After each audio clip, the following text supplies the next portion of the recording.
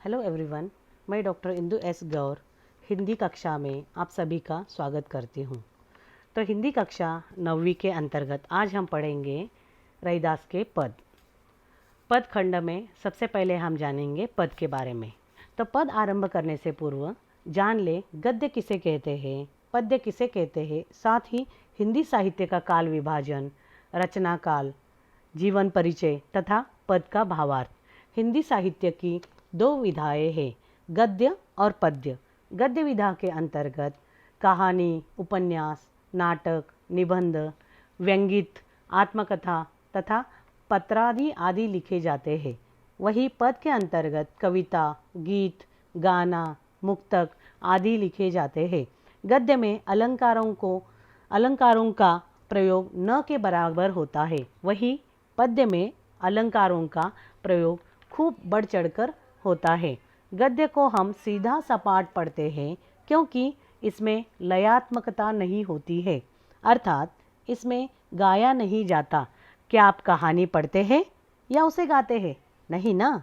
इसलिए गद्य विधाओं को लयात्मक नहीं कहा जाता। इसके विपरीत पद्य गाया जाता है। इसका सीधा संबंध मन से अर्थात हृदय से होता है। इसलिए आपने देखा होगा रामायण, महाभारत जैसे पुरातन रचनाएं भी सभी पद्य विधा में ही लिखे गए हैं। अब संक्षिप्त में हिंदी साहित्य का रचना काल अथवा काल विभाजन देखेंगे। प्रिय छात्रों, हमारे देश में हिंदी साहित्य रचना का आरंभ सन 1000 से माना गया है। तब से लेकर आज तक का समय को 4 भागों में विंगडित अथवा बांटा गया है। तो आइए सबसे पहले हम देखेंगे हिंदी साहित्य काल अथवा रचना काल। हिंदी साहित्य का इतिहास, काल विभाजन एवं नामकरण। हिंदी साहित्य का आरंभिक काल वीरगाथा अर्थात आदिकाल के नाम से ही जाना जाता है। इसकी समय अवधि 1000 ईस्वी से लेकर 1350 ईस्वी तक है। भक्तिकाल 1350 ईस्वी से लेकर 1650 तक की इसके समय रेखा है। रीतिकाल 1650 ईस्वी से लेकर 1850 ईस्वी तक। अंतिम यानी चौथा भाग आधुनिक काल, इसकी समय की अवधि 1850 से ईस्वी से अब तक यानी वर्तमान काल तक मानी गई है। तो आइए हम सबसे पहले कवि परिचय देखेंगे, उसके बाद पाठ परिचय और पाठ का सार और पद्य का विश्लेषण करेंगे। तो संत कवि रैदास का जन्म 1388 में बनारस में हुआ। उनकी मृत्यु 1518 में हुई। रैदास मध्य युग के महान संत थे। इनका जन्म बनारस में हुआ था। कबीरदास जी के समान ये भी मूर्ति पूजा, तीर्थ यात्रा जैसे कर्मकांडों में विश्वास नहीं करते थे। इन्होंने ढोंग और आडंबरों पर तीखा प्रहार किया। इन्होंने मानव मन की पवित्रता पर बल दिया। इनकी रचनाएं सरल, व्यवहारिक ब्रज भाषा में रचित है, जिसमें अवधी, राजस्थानी, खड़ी बोली और उर्दू, फारसी शब्दों का भी समावेश है। इनके 40 पद सिखों के पवित्र धार्मिक ग्रंथ श्री गुरु साहिब जी में सम्मिलित है। तो आइए पहले हम पाठ परिचय करेंगे। पाठ परिचय में इस पाठ में मानवतावादी विचारों के सच्चे उपासक रैदास विचरित 2 पदों का संकलन किया है। इसमें से हम केवल आज प्रथम पद ही पढ़ेंगे, परंतु पहले पद में कवि ने प्रभु की भक्ति की अपेक्षा श्रेष्ठ एवं सर्वगुण संपन्न प्रमाणित किया है और दूसरे पद में ईश्वर की अपार उदारता, कृपा और समदर्शी भाव का वर्णन किया है। तो हम पाठ का सार जानेंगे। पाठ का सार इस प्रकार है। संत कवि रैदास ने विभिन्न उदाहरणों द्वारा अपने आराध्य से स्वयं के अटूट संबंधों को व्यक्त किया है। उन्होंने स्पष्ट किया है कि इन्हें राम नाम की रट लग गई है जो छूट नहीं सकती। परमात्मा और स्वयं के बीच इस अटूट संबंध को कवि ने चंदन पानी, बादल मोर, चांद चकोर, दीपक बाती, मोती धागा, सोना सुहागा तथा स्वामी दास के माध्यम से अभिव्यक्त किया है। कवि ने परमात्मा के साथ अपना दास्य भाव प्रकट करते हुए अपनी भक्ति की गहराई और प्रभु के प्रति अपनी भावनाओं को सहज और प्रभावशाली रूप से व्यक्त किया है। तो पहला पद रैदास की पूर्ण समर्पण सूचक भक्ति भावना का अनुपम उदाहरण है। तो आइए अब मैं सर्वप्रथम पद पढ़ती हूँ, फिर उसके अंतर्गत आने वाले कठिन शब्दों का हम ज्ञान प्राप्त करेंगे अथवा कठिन शब्दों के अर्थ समझेंगे। अब कैसे छूटे राम नाम रट लागी, प्रभु जी तुम चंदन हम पानी, जाकी अंग अंग बास समानी। प्रभु जी तुम घन बन हम मोरा, जैसे चितवत चंद चकोरा। प्रभु जी तुम दीपक हम बाती, जाकी ज्योति बरे दिन राती।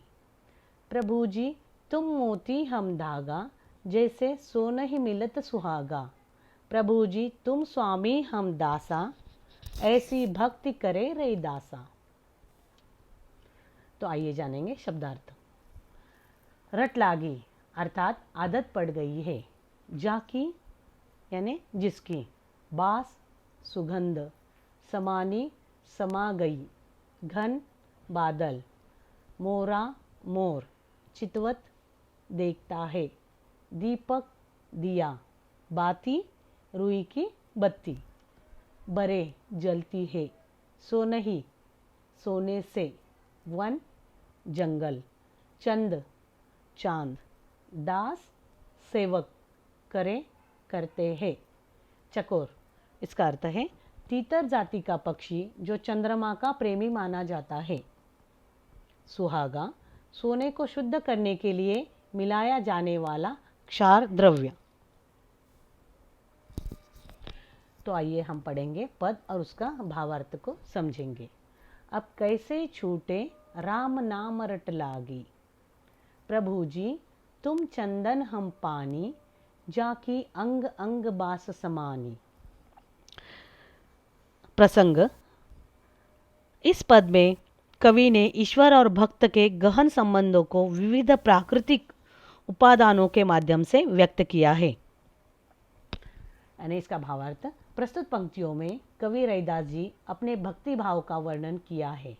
उनके अनुसार जिस तरह प्रकृति में बहुत सारी चीज़ें एक दूसरे से जुड़ी रहती है, ठीक उसी तरह भक्त एवं भगवान भी एक दूसरे से जुड़े हुए हैं।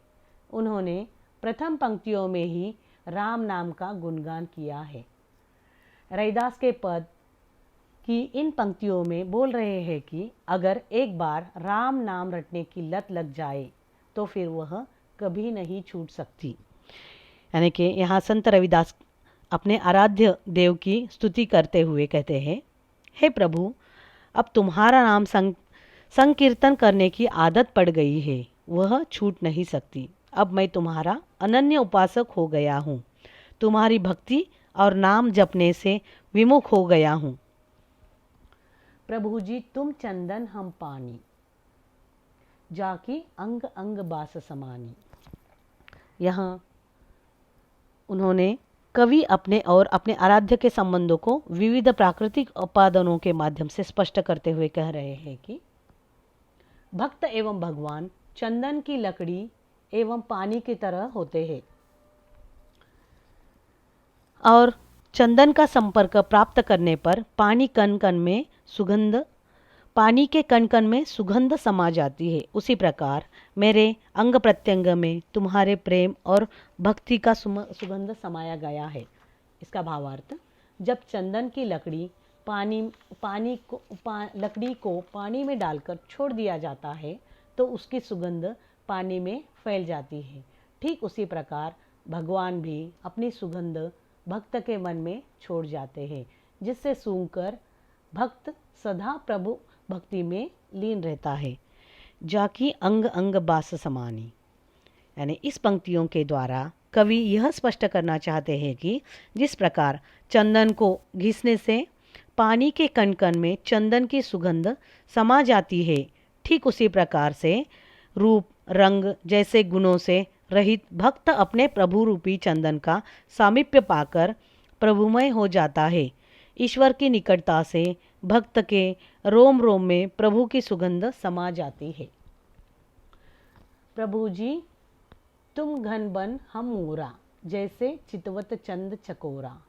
आगे वह कहते हैं कि जब वर्षा होने वाली होती है और चारों तरफ आकाश में बादल घिर जाते हैं तो जंगल में उपस्थित मोर अपने पंख फैलाकर नाचे बिना रह नहीं सकता।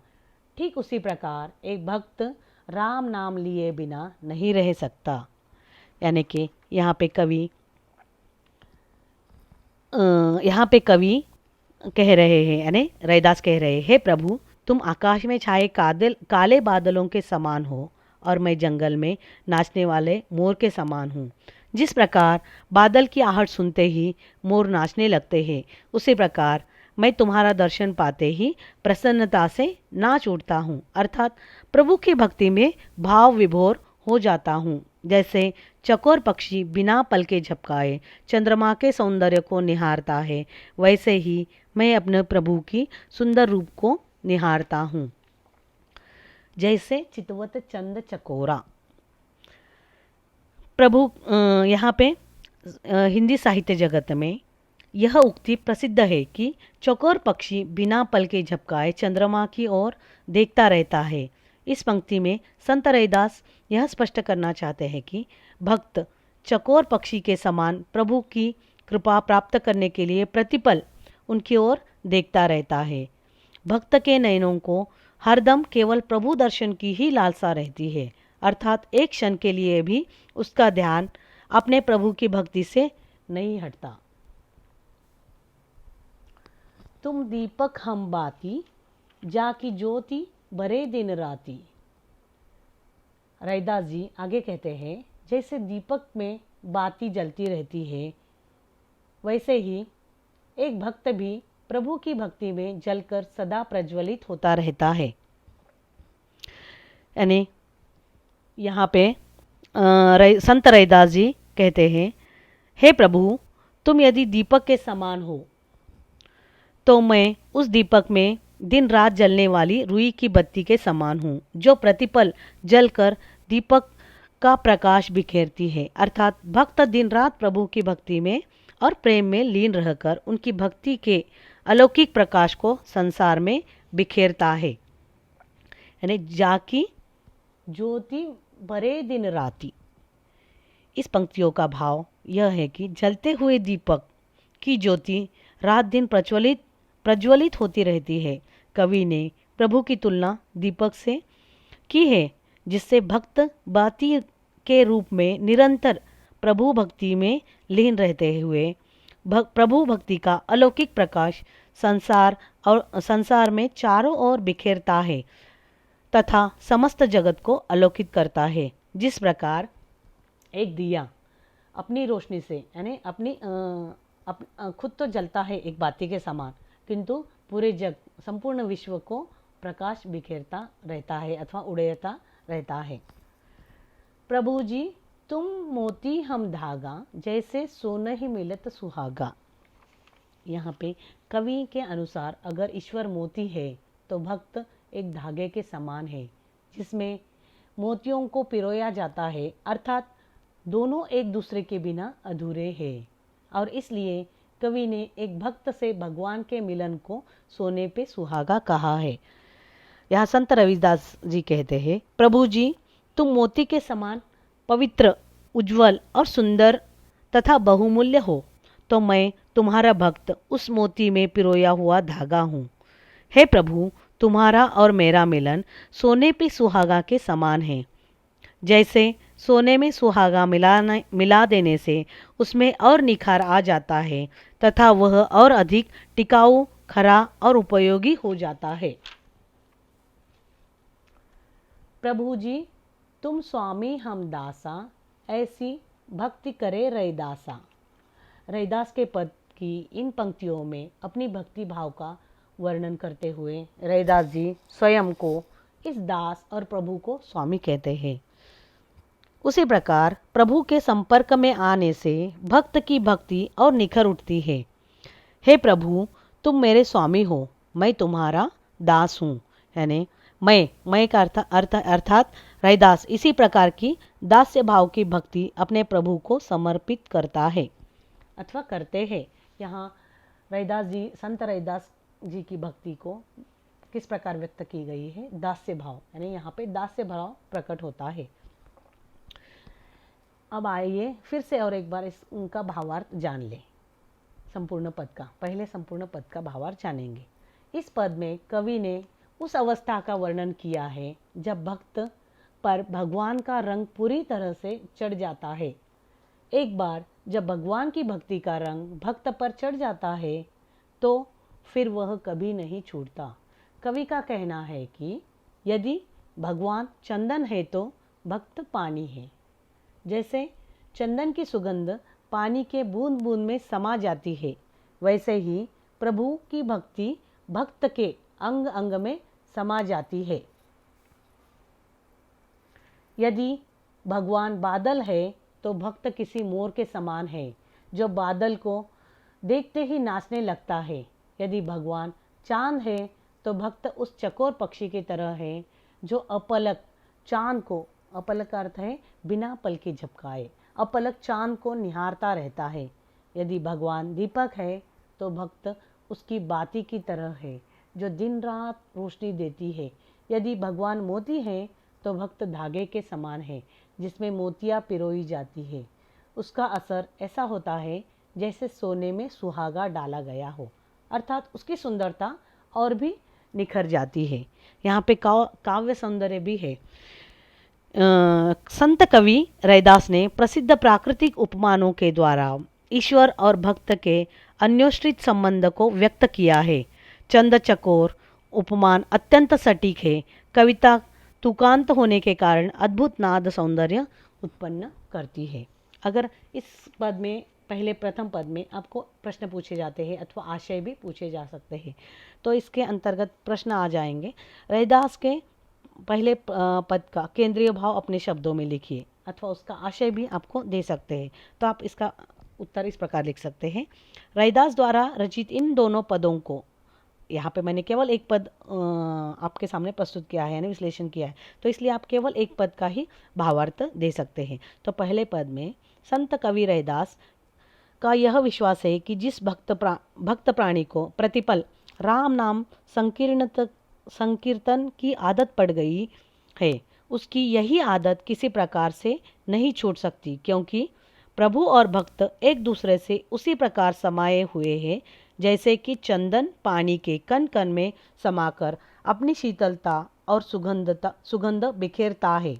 जिस प्रकार काले बादलों को देखकर मोर नाच उठता है, चकोर टकटकी लगाए चंद्रमा को निहारता रहता है, दीपक की बाती रात दिन जलकर प्रकाश बिखेरती है, धागे में पिरोए मोती धागे की उपयोगिता बढ़ा देते हैं और सुहागे का संपर्क सोने का निखार बढ़ा देता है, उसी प्रकार भक्त की प्रभु नाम संकीर्तन के द्वारा उनकी महिमा का गुणगान कर प्रभु की कृपा को जीवन का सर्वस्व प्रमाणित करते हैं।